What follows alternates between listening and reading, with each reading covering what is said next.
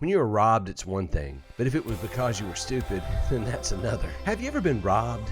It shakes you personally the first time it happens. I remember the first time I was robbed. I was around 11 and I had just gotten a new pair of shoes. They were great shoes, and I went down to the local state park to swim, sort of last minute. I remember putting my shoes off to the side with my friends and jumping into the pool. We were swimming for a while and then it started to rain, so everyone ran for the car.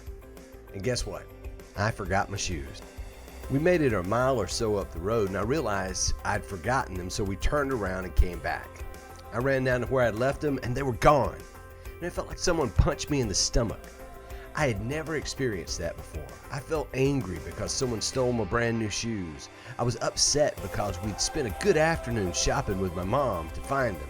And I was really sad because I'd wasted my mom and dad's money. And then we'd have to go find more shoes, and I was pretty sure they wouldn't be as cool as those shoes were. But most of all, I felt guilty because it was my fault, because I forgot them and left them unattended. When you are robbed, it's one thing, but if it was because you were stupid, then that's another.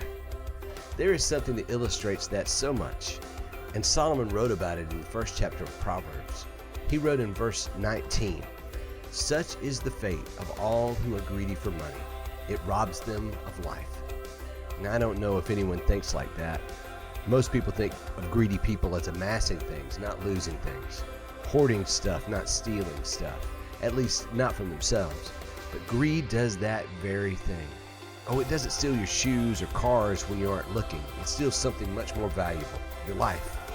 Greed is the desperate attempt to get what money can buy by giving up what money cannot buy. Because greed isn't about having things, it's about proving you are something. You wrap your self-worth into the balance sheet of your asset list, but that never works. When you're a slave to greed, so often you sacrifice your integrity and your relationships as you redefine your existence by what you have, not who you are or who you know. Greed is like a hole in your pocket. As you gain money in a very real way, life falls out of the hole in your pocket. And it's something that most people don't see until they've driven too far from the park to turn around and go back and pick it up. If we trade the irreplaceable for the replaceable, we do the same thing. The only irreplaceable thing is Jesus, and from him springs life, joy, and a secure eternity. Jeremiah wrote this, "Don't let the wise boast in their wisdom, or the powerful boast in their power, or the rich boast in their riches.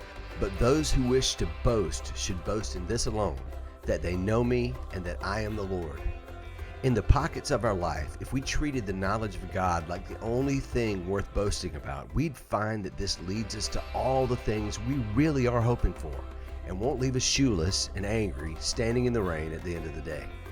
And if we lived life that way, we'd have a better world. I'm Jim Campbell, lead pastor of Bay West Church. Until next time.